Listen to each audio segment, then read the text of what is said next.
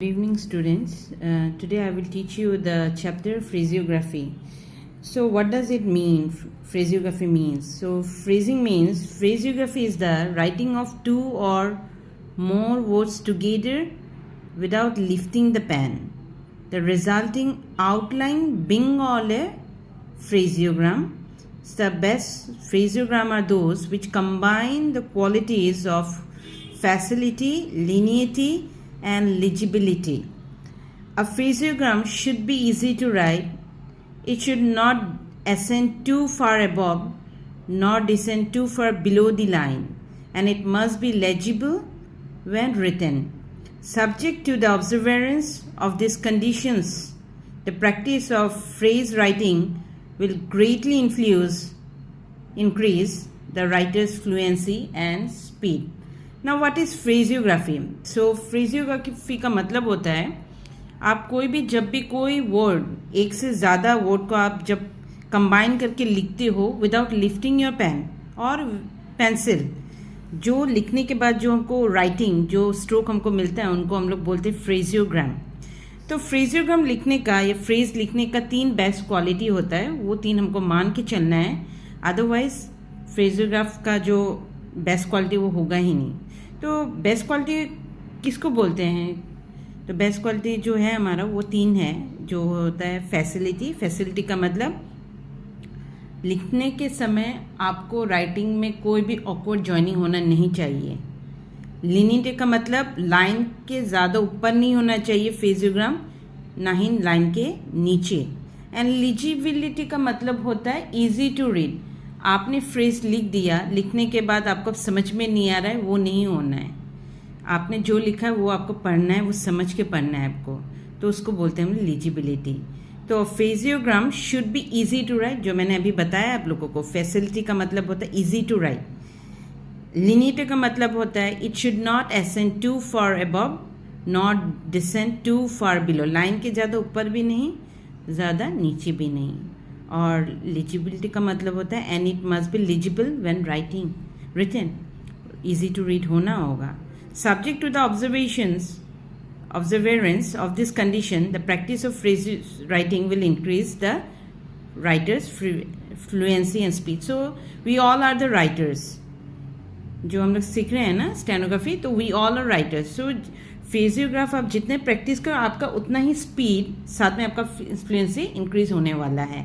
तो इन page number 28 में अगर आप देखो ना, तो there are some phrases which are written accordingly to the qualities of the phraseogram. Means 3 quality है ना हमारा, तो 3 क्वालिटी को ध्यान में रखते हैं. तो आई thank you. So I thank you में जो दिया हुआ है इसका ये हो गया आपका फ्रेजियोग्राफी और ये हो गया आपका फ्रेजियोग्राम. तो लाइन के ऊपर भी ज़्यादा नहीं है, ज़्यादा नीचे भी नहीं होना चाहिए, और लीजिबल है और कोई ऑकवर्ड जॉइनिंग नहीं है. तो मैं आपको एक लिख के दिखा रही हूँ ऑकवर्ड जॉइनिंग का मतलब क्या होता है, आप देख लो.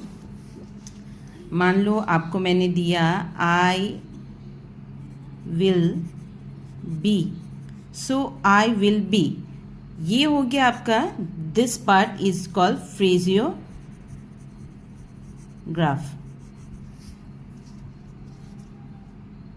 ये हो गया आपका phraseography. And this the resulting outline is called phraseogram. जैसे हम लोग ग्रामरलॉग्स में किए थे ना. सो ए, तो ए का जो सिंबल या शॉर्ट हैंड आपका कैरेक्टर होता है वो डॉट होता है अबव द लाइन. तो this part is called what? This part is called logogram. The shorthand character or the symbol we can say it logogram, and the longhand part we call it grammalogs. So same उसी की तरह जो हमारा phrase है ना उसमें भी वही है. जो आपका राइटिंग पार्ट होगा ना जो लॉन्ग हैंड में, उनको हम लोग बोलेंगे क्या? फ्रेजियोग्राफी. और जो हमारा रिजल्टिंग जो आउटलाइन बनेगा उसको हम लोग बोलेंगे क्या? Phraseogram. Okay, understood. Okay, next number 2 point में हमारा क्या दिया हुआ है? The first word form of a phaseogram must occupy the position in which it could be written. Okay, next number E point में हमारा क्या दिया हुआ है? The first word form of a phraseogram must occupy the position in which it would be written if it stood alone. Stop. So thus the phrase how can they would be represented by the outline commencing on the line, because how, if it stood alone, would be written on the line. Similarly, I have commences above the line, because I standing alone would be written above the line. Right? Okay, इसमें हमारे क्या दिया हुआ है next number 2 point में. अच्छा, phrase लिखने के लिए हमको ग्रामेलॉग्स पूरा याद होना होगा. विदाउट ग्रामेलॉग्स आप फ्रेज नहीं बना सकते हो. तो please keep in your mind, आपको फ्रेज बनाना है तो आपको लोगोग्राम भी सीखना है, मतलब आपको प्रैक्टिस करके उसको ख़त्म करना है. तो फर्स्ट पॉइंट में दिया हुआ है क्या, मैं सिंपल में 2 लाइन में इसको समझा के ख़त्म करती हूँ. पॉइंट वाइज तो बहुत बड़ा करके दिया हुआ है, जस्ट 2 लाइन में ख़त्म करते हैं इसको. तो इसका मतलब ये फर्स्ट लाइन का जो फर्स्ट वर्ड दिया हुआ है ना, द फर्स्ट वर्ड फॉर्म, तो आप कोई भी फ्रेज को जब बनाओगे ना, जो फर्स्ट वर्ड फॉर्म होगा वो उससे हमको डिटरमाइन करना होगा कि आप जो फ्रेजियोग्राम बनाओगे वो कहाँ बनाओगे. ठीक है, उसका पोजीशन कहाँ होगा. तो आपका जो बुक में एग्जाम्पल दिया हुआ है ना, like how can they, right. तो मान लो सपोज हम क्या करते हैं, हाउ कैन दे लिखते हैं. तो हाउ कैन दे, राइट. तो अगर हम सिंगल इसको लिखें ना, मतलब separately without means applying phraseography, then इसका जो राइटिंग होगा वो कुछ इस तरह. हाउ का ग्रामेलॉग हमको याद है ना सबको, ऑन द लाइन होता है. कैन का के अबव द लाइन, दे का कोई ग्रामेलॉग नहीं आता है. तो हमको क्या बनाना है, उसका हमको स्ट्रोक बनाना है विथ मी वावेल. ठीक है, तो it is okay when somebody came and when they say no, just write this 3 letter in this 3 word in phraseograph, then what we have to do, we have to join this 3 word together. ठीक है. तो ना in this phrase, ये अभी phrase नहीं है, अभी इसको हमको फ्रेज में लिखना है. तो इसका जो ये फ्रेज है ना, ये फ्रेज का हमका पहला वर्ड फॉर्म कितना है वो चेक करना है. 3 है, 1, 2 and 3. तो what is the first word form of this phraseography, इसका फ्रेजियोग्राम. तो हाउ है ना, तो हाउ का उसका जो पोजीशन है, हाउ का ग्रामेलॉग कहाँ है, ऑन द लाइन. तो वहीं से हमको स्टार्ट करना है. तो विदाउट लिफ्टिंग द पेन और pencil, just write it. So just add this 3 stroke, right. How without lifting can they.